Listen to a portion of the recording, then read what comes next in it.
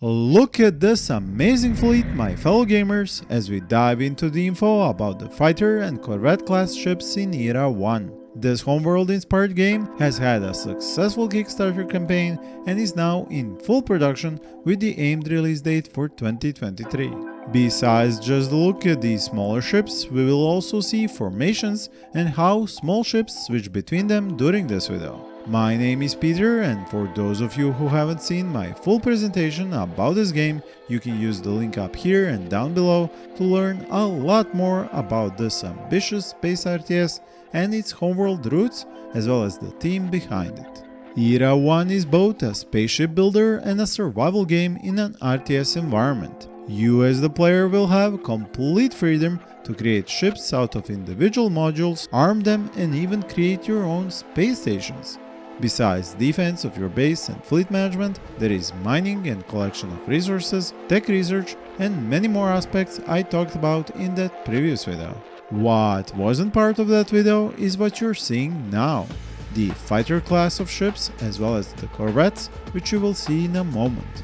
While you won't get to build them from scratch, you will be modifying their weapon loadout on multiple hardpoints. Each weapon will have different use, effect and strengths, while the fighters themselves will be held in base for launch against enemies. Just like in Homeworld and its mods, which is where the concept for this game was developed, these small craft will move and fight in formations, from the simplest like the line formation and the famous X and V ones, to the more complex mixed 3D formations with both fighters and corvettes. As soon as you move up to the destroyer, cruiser and even bigger ships, you enter the world of customization and unique builds of individual ships made out of modules I mentioned before.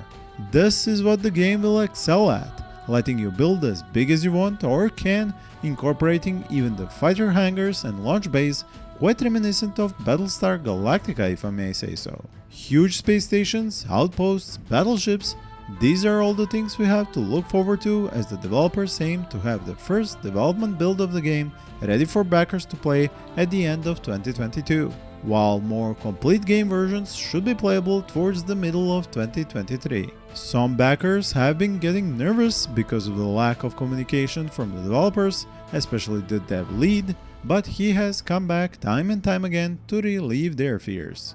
Granted, a project funded by its future players is something we have seen go both great and really bad, and it's totally natural for backers to request more updates about the progress of a game development they themselves kickstarted.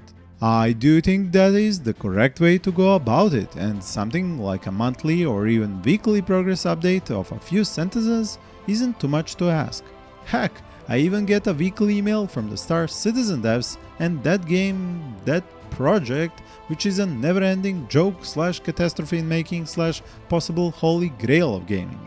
Who knows, but even that one email a week is something to look forward to and give players and backers something to hold on while they wait. In the meantime, there is another very similar project you should keep an eye on, currently under the name Ephemeris, but it is going to be changed soon. It is a one-man passion project which I have been following for a long time, talking to its developer, and have showcased it in one of my previous lists of RTS games, linked up here and below. This is fresh footage you are seeing here, and I would like to encourage you to join the game's Discord and follow the development there. It is quite possibly much more Homeworld-like than Era 1, with the added benefit of letting you fly ships manually in combat in third person.